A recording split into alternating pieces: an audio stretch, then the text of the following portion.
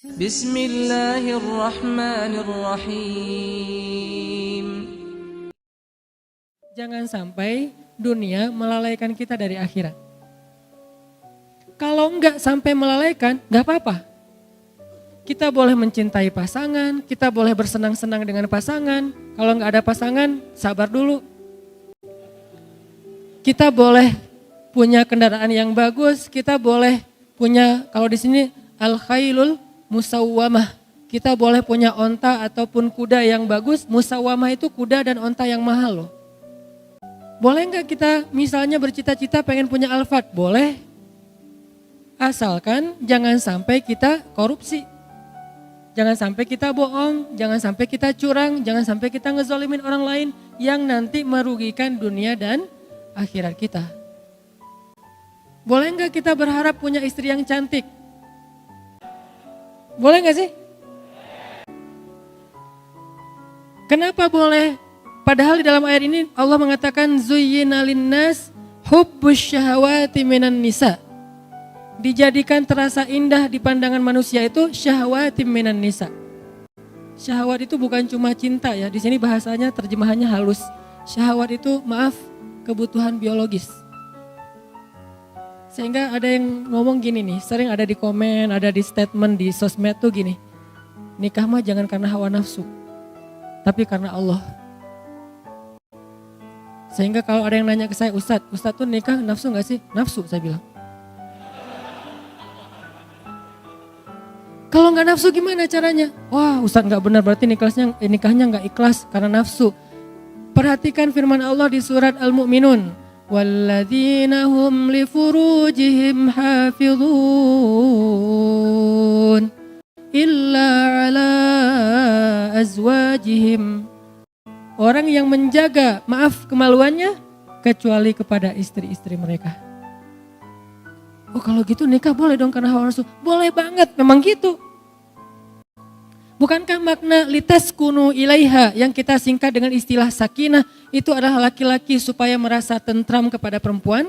Itu bahasa kiasan. Al-Quran itu punya gaya bahasa kiasan, punya gaya bahasa peribahasa Al-Quran itu ada. Salah satu peribahasa Al-Quran itu inna angkaral aswad la sautul hamir. Sesungguhnya seburuk-buruk suara itu suara keledai, itu peribahasa Al-Quran. Ada juga kiasan. Kiasannya apa? Yang tadi kiasannya litaskunu ilaiha, supaya kalian merasa tentram kepada istri kalian. Maksud tentram di sini adalah bisa menyalurkan kebutuhan biologis dengan cara yang terhormat dan halal. Masa sih Ustadz? Nih dengerin hadis Nabi. Ada seorang sahabat nanya ke Nabi gini, ya Rasulullah, memangnya kalau seorang laki-laki menyalurkan kebutuhan biologisnya kepada perempuan istrinya, itu berpahala gak sih Rasul? Syahwat kepada istri, pahala gak sih Rasul? Nabi balik bertanya, kalau dia menyalurkannya kepada selain istrinya, dosa gak? Dosa. Begitu juga kalau dia melakukannya kepada istri yang sah, maka dia menjadi pahala dan ibadah. Oh kalau gitu harus hawa nafsu? Iya. Walaupun itu bukan yang terpenting. Tapi Nabi meletakkan itu di awal. Ketika Nabi mengatakan pilihlah perempuan karena 4 hal. Yang paling depan apa? Fisik kan? Walaupun yang paling utama apa? Agama, iman. Tapi Nabi nggak meletakkan agama di depan padahal agama paling utama. Kenapa? Nabi itu kalau ngomong yang realistis.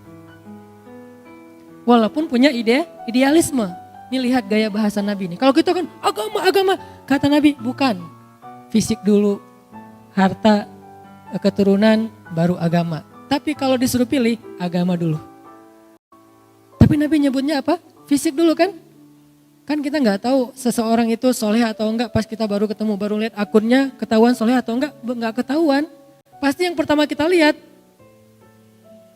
hasil editan di ngedit semalaman. Wah Korea banget nih. Korea yang dikasih hijab gitu ya. Boleh nggak kayak gitu? Boleh. Bukankah sahabat pernah mau menikahi seorang cewek, saking terjaganya dia nggak ngelihat calon istrinya. Nabi nanya, kamu udah ngelihat belum wajahnya? Belum ya Rasulullah. Kalau bahasa kita, enggak ya Rasulullah, sama menjaga pandangan. Kata Nabi, jangan gitu, lihat coba. Nabi kan orangnya realistis. Oh gitu ya Rasul, boleh saya lihat? Boleh. Akhirnya dia stalking. Bahasa sekarang stalking, bahasa hadisnya dia ngintip-ngintip. Kan stalking kan? Dia mengintip-ngintip dari kejauhan mana si cewek lagi keluar dari ruang kuliahnya. Oh itu, Masya Allah, Subhanallah. Saya pikir biasa-biasa aja, ternyata bidadari. Ini artinya dia stalking. Boleh nggak stalking? Boleh, selama postingannya masih aman. Begitu ada yang macam-macam, langsung unfollow. Di blok jangan, kasihan. Unfollow aja, dan jangan unfollow terus ganti akun, lihat pakai akun yang baru, jangan.